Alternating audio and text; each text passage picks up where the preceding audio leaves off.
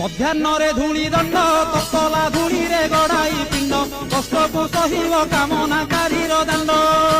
ଧୂଳି ଦଣ୍ଡକୁ ସାରିଣ ନଦୀ ଅବା ପୋଖରୀକୁ ଯାଇନ ପାଣି ଦଣ୍ଡ ସାରି ବାଲୁକା ବୁଝିବ ଜାଣ।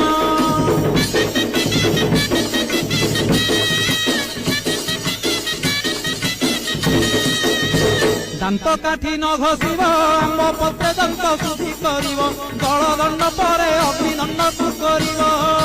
କହି ପରେ ଜଳକିଆ କରିବ ନବାତ ଗୋରସଲିଆ କାକୁଡ଼ି ନଡ଼ିଆ ପୂଜା ଦ୍ରବ୍ୟ ହେବ ଯାହା।